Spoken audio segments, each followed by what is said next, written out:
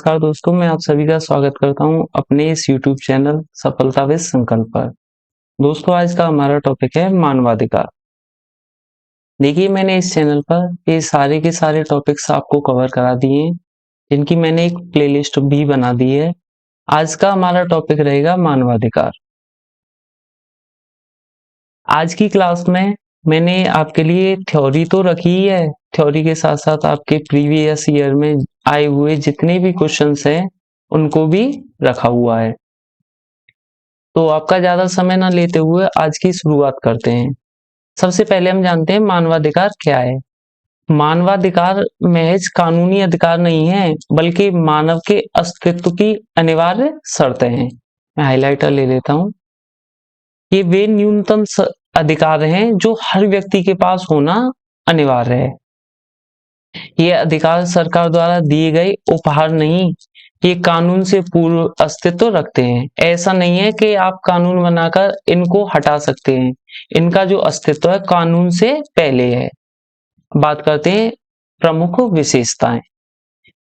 ये पूरी दुनिया में हर जगह समान रूप से लागू होते हैं। आप दुनिया के किसी भी कोने में चले जाओ, वहां हर जगह समान रहेंगे। इनको कोई छीन नहीं सकता आपसे, और ये जो है अधिकार अलग अलग नहीं है, वे एक दूसरे से जुड़े हुए हैं। अब आगे बात करते हैं मानवाधिकारों की ऐतिहासिक पृष्ठभूमि। अब कुछ प्राचीन जड़ों के बारे में बात कर लेते हैं। साइरस सिलेंडर करके साइरस जो महान जो है फारस का राजा था, जिसने दासों को आजाद कराया, मतलब उनको मानवाधिकार दिए, और जो है उसने धार्मिक स्वतंत्रता की भी घोषणा की। बात करते हैं भारतीय संदर्भ में। भारत के एक शासक हुए अशोक, जिन्होंने अपने शिलालेखों में कहा सभी प्रजा मेरी संतान है। यह भी एक मानवाधिकार है। इन्होंने जो अहिंसा को अपनाया वो कलिंग युद्ध के बाद अपनाया। अब बात करते हैं मैग्ना कार्टा। ये वेरी वेरी इंपॉर्टेंट है। इंग्लैंड के राजा जॉन को मैग्ना कार्टा या महान अधिकार पत्र पर हस्ताक्षर करने पड़े। कब? 1215 ईस्वी में। यह कानून के शासन, रूल ऑफ लॉ की नींव रखी गई। आपकी पॉलिटी में क्वेश्चन पूछा जाता है कानून का शासन कहां से लिया गया, तो आपका आंसर होता है उसका कानून का शासन ब्रिटेन या इंग्लैंड से लिया गया, वहां के जो मैग्ना कार्टा से। अब बात करते हैं मानव अधिकारों की ऐतिहासिक पृष्ठभूमि। ब्रिटिश बिल ऑफ राइट्स, इसने जो है संसद को सर्वोच्च बनाया, और जितने भी क्रूर दंड दिए जाते थे उनसे जो है लोगों को सुरक्षा दी। बात करते हैं अमेरिकी स्वतंत्रता घोषणा। इसमें जो है जीवन, स्वतंत्रता और खुशी की खोज को अहरणीय बताया, मतलब इनको हम मानव से छीन नहीं सकते। इधर आ जाते हैं वेरी वेरी इंपॉर्टेंट, फ्रांस की क्रांति 1789 में हुई थी। यहाँ आपको declaration of rights of man end of the citizens ने प्रजा को नागरिक बना दिया। मतलब पहले प्रजा बोला जाता था, लेकिन इसके बाद उनको क्या बोला गया? नागरिक। जो है फ्रांस की क्रांति से आपकी पॉलिटी में एक और क्वेश्चन पूछा जा सकता है। फ्रांस की क्रांति से आपकी प्रस्तावना में कौन कौन से 3 शब्द लिए गए थे? तो मैं आपको यही बता देता हूं, वो 3 शब्द थे स्वतंत्रता, समानता और बंधुत्व। बात करते हैं द्वितीय विश्व युद्ध और संयुक्त राष्ट्र का गठन। युद्ध की भयावहता के बाद संयुक्त राष्ट्र यूएन चार्टर की प्रस्तावना में मौलिक अधिकारों में विश्वास को दोहराया गया। द्वितीय विश्व युद्ध के बाद यूएन चार्टर की प्रस्तावना में, इसमें अगर आपसे ये भी पूछा जाता है कितने अनुच्छेद थे इसकी प्रस्तावना में, तो आप बताएंगे 30 अनुच्छेद थे। बात करते हैं मानवाधिकारों की सार्वभौमिक घोषणा। UDHR, universal declaration of human rights, यह कोई ट्रीटी मतलब संधि नहीं थी, इसलिए शुरू में इनको कानूनी रूप से बाध्यकारी नहीं थी, मतलब कानूनन ये बाध्यकारी नहीं थे मानवाधिकार। यह एक आदर्श मानक था, लेकिन आज इसे अंतरराष्ट्रीय प्रथागत कानून का दर्जा प्राप्त है। अब बात करते हैं अंतरराष्ट्रीय मानवाधिकार बिल इसमें जो है प्रमुख रूप से 3 दस्तावेजों को शामिल किया जाता है। एक तो यूडीएचआर 1948 मैंने आपको अभी बताया, एक आईसीसीपीआर 1966 और आईसीईएससीआर ये भी आपका 1966 का था। ये इतनी ज्यादा इंपॉर्टेंट नहीं है, ये टर्म आपका बहुत ज्यादा इंपॉर्टेंट है। घोषणा का दिन जो है मानवाधिकारों की घोषणा का दिन, जो मानवाधिकार हैं, मैं हाइलाइटर ले लेता हूं, ये हट गया। जो मानवाधिकार हैं इनकी घोषणा आपके 10 दिसंबर 1948 को पेरिस के पैलेस डी चैलॉट करके जगह है, चैलॉट नहीं पढ़ेंगे इसको, कैलॉट पढ़ेंगे, या जो भी इसका ठीक प्रोनाउंसिएट हो मुझे नहीं पता, में संयुक्त राष्ट्र महासभा ने इसे अपनाया। कब? 10 दिसंबर 1948 को। महत्व: यह दुनिया का पहला लिखित दस्तावेज था जिसे मानवाधिकार को औपचारिक रूप दिया। मतलब दुनिया का पहला लिखित दस्तावेज था मानवाधिकारों के लिए। ये भी क्वेश्चन आपके लिए वेरी वेरी इंपॉर्टेंट है। बात करते हैं मानवाधिकारों का वर्गीकरण। इनको 3 पीढ़ियों में बांटा गया, जिनको बांटने का श्रेय जाता है कारेल वासाक, जिन्होंने 1979 में इनको बांटा।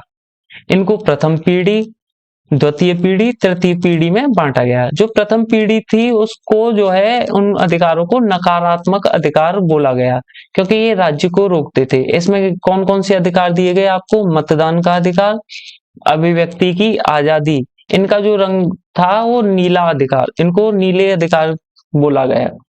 बात करते हैं द्वितीय पीढ़ी। ये सकारात्मक थे, ये राज्य से अपेक्षा करते थे, ना कि उन पर बिल्कुल पूरी तरीके से दबाव बनाते थे। इसमें जो था आपका सभी व्यक्तियों को काम मिलना चाहिए, शिक्षा मिलनी चाहिए और उनके स्वास्थ्य का ध्यान रखा जाना चाहिए। इनको लाल अधिकार बोला गया। बात करते हैं तृतीय अधिकार। ये इंपॉर्टेंट है, आपके प्रीवियस ईयर में क्वेश्चन पूछा गया है यहाँ से।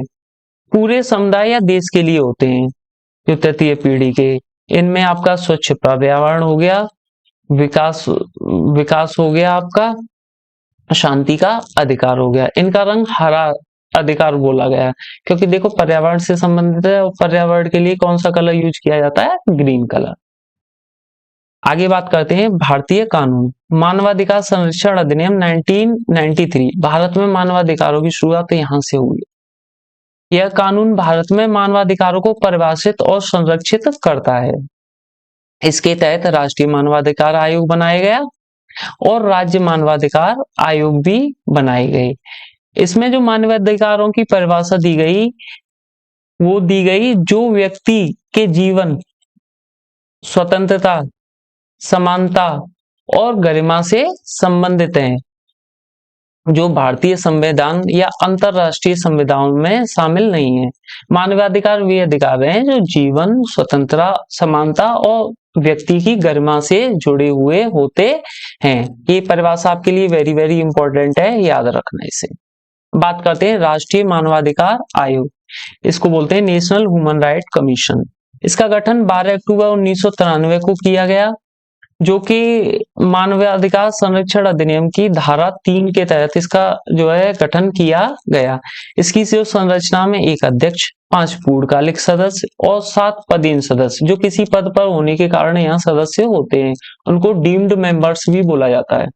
इसका जो अध्यक्ष है सुप्रीम कोर्ट का मुख्य न्यायाधीश या न्यायाधीश रहा हो। इनका जो कार्यकाल है 3 वर्ष या 70 वर्ष होता है, जो भी पहले पूरा हुआ हो। मतलब या तो ये पद धारण करने के 3 वर्ष बाद तक रहेंगे, या अगर 3 वर्ष नहीं होते तो उससे पहले इनकी उम्र 70 वर्ष हो जाती है तो भी इनको पद त्याग करना पड़ेगा। इनके जो कार्य हैं, इनको के जो कार्य हैं आपका जो मानवाधिकार है उनके उल्लंघन की जांच, जेलों का निरीक्षण करना, जागरूकता फैलाना, व्यक्तियों को इसके बारे में बताना, और इसके पास दीवानी अदालत की शक्तियां प्राप्त हैं। वेरी वेरी इंपॉर्टेंट है, पूछा जाता है। अब राज्य मानवाधिकार आयोग, इसको बोलते हैं स्टेट ह्यूमन राइट्स कमीशन। ये राज्य सरकार द्वारा धारा 21 के तहत, जो मानवाधिकार संरक्षण अधिनियम है उसकी धारा 21 के तहत राज्य सरकार द्वारा इसका गठन किया जाता है। अब उत्तर प्रदेश के परिप्रेक्ष्य में देखेंगे तो ये अधिनियम तो 1993 में आया, लेकिन इसका गठन 2002 में किया गया। अब इसकी संरचना में एक अध्यक्ष और 2 उपाध्यक्ष होते हैं, जिनकी नियुक्ति राज्यपाल करता है। और वहाँ जो है नेशनल ह्यूमन राइट कमीशन में उनकी नियुक्ति कौन करता है? वहाँ राष्ट्रपति के द्वारा उनकी नियुक्ति की जाती है। ये एक समिति की सिफारिश पर होती है, जिसको आप पढ़ लेना, इतनी ज्यादा इंपॉर्टेंट नहीं है। नेशनल ह्यूमन राइट कमीशन की तरह राज्य स्तर पर जो है इनके जो कार्य होते हैं वे बिल्कुल नेशनल ह्यूमन राइट कमीशन की तरह होते हैं राज्य स्तर पर। बात करते हैं प्रमुख केस जिनमें आपका ये जो पूछे गए हैं, मैंने इसलिए ऐड किया गया है। आपके यूपीएसआई की अगर परीक्षा दोगे अगर आगे, तो उसके लिए तो ये बहुत ही ज्यादा इंपॉर्टेंट है। आपके इसमें भी पूछे गए हैं, इसलिए मैंने आपके काफी सारे केसेस जो भी ह्यूमन राइट से संबंधित थे मैंने इसमें जोड़ दिए हैं। अब अगर किसी की हिरासत में मौत हो जाए, उसका संबंध है नीलावती बहेरा से, उनको मुआवजा देना अनिवार्य है। प्रेम शंकर शुक्ला, ये जो है जब तक कोई भी बहुत ज्यादा खतरनाक जो है व्यक्ति ना हो, कैदी ना हो, तो उसको हथकड़ी नहीं लगाई जाएगी। ये प्रेम शंकर शुक्ला। कुछ अन्य केसेस हैं, मैंने जितने भी मानवाधिकार से संबंधित केस हैं वो मैंने यहाँ रख दिए। डीके बासु करके इसमें जो है हिरासत के समय जो टॉर्चर को रोकने के लिए 11 दिशा निर्देश दिए, जिनको गिरफ्तारी के समय व्यक्ति को बताना अनिवार्य है। बात करते हैं मेनका गांधी। मेनका गांधी में विदेश जाने का अधिकार से संबंधित है, आप इसको ऐसे याद रख सकते हैं। हुसैन आरा खातून में ये जो सुनवाई है, व्यक्ति के त्वरित सुनवाई, अगर किसी की गिरफ्तारी होती है तो उसको त्वरित सुनवाई का अधिकार है, मतलब स्पीडी ट्रायल्स का। विशाखा बनाम राजस्थान, यह कार्यस्थल पर महिलाओं के यौन शोषण को रोकने से संबंधित दिशा निर्देश दिए गए। परमानंद कटारा का अर्थ है इसको तत्काल चिकित्सा सहायता, किसी घायल को तत्काल चिकित्सा सहायता देना।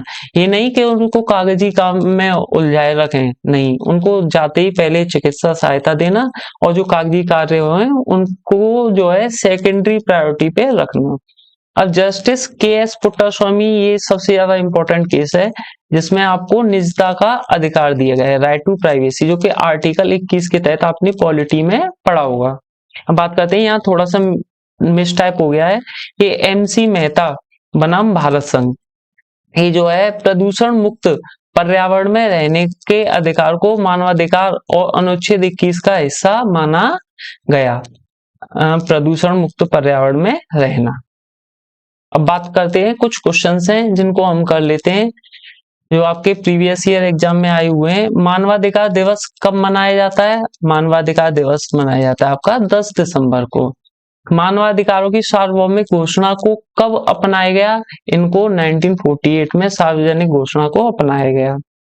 बात करते हैं, मैग्ना कार्टा पर किस वर्ष हस्ताक्षर किए गए? तो मैग्ना कार्टा पर 1215 में हस्ताक्षर किए गए। राष्ट्रीय मानवाधिकार आयोग का मुख्यालय कहाँ स्थित है? राष्ट्रीय मानवाधिकार आयोग का मुख्यालय नई दिल्ली में स्थित है। जबकि राज्य मानवाधिकार आयोग का मुख्यालय, उत्तर प्रदेश राज्य मानवाधिकार आयोग का मुख्यालय पूछा जाए तो वो लखनऊ में होगा। बात करते हैं, प्रेम शंकर शुक्ला बनाम दिल्ली प्रशासन वाद, ये आपके प्रीवियस ईयर में पूछे गए केसेस। ये जो है हथकड़ी लगाने से संबंधित आपका केस था। अब बात करते हैं, मानवाधिकार संरक्षण अधिनियम किस वर्ष पारित हुआ? जो है मानवाधिकार संरक्षण अधिनियम 1993 में पारित हुआ। मानवाधिकारों की घोषणा जो है प्रस्तावना में कितने अनुच्छेद हैं? तो प्रस्तावना में इसकी घोषणा में 30 अनुच्छेद थे। Declaration of right of man end of the citizen, ये जो किस देश से संबंधित है? ये जो आपकी फ्रांस की क्रांति से संबंधित था, तो फ्रांस देश से संबंधित है। मानवाधिकारों की प्रथम पीढ़ी के अधिकार को किस रंग से दर्शाया गया है? तो उनको नीले रंग से दर्शाया गया है। और द्वितीय पीढ़ी के अधिकारों को लाल रंग से और तृतीय पीढ़ी के अधिकारों को हरे रंग से दर्शाया गया है। नीलावती बहेरा बनाम उड़ीसा राज्यवाद का संबंध किससे है? तो जो है इसका संबंध है हिरासत में अगर किसी की मौत हो जाए तो उसको मुआवजा देने से संबंधित है। दोस्तों, अगर आपको मेरी ये मेहनत पसंद आई हो तो आप इस वीडियो को लाइक कीजिए, चैनल को शेयर कीजिए, वीडियो को भी शेयर कीजिए, चैनल को भी शेयर कीजिए और इस चैनल को सब्सक्राइब कीजिए। और अन्य जानकारियों से जुड़ने के लिए आप हमको इस टेलीग्राम चैनल पर फॉलो कर सकते हैं, जिनकी लिंक मैंने डिस्क्रिप्शन में दी हुई है। धन्यवाद।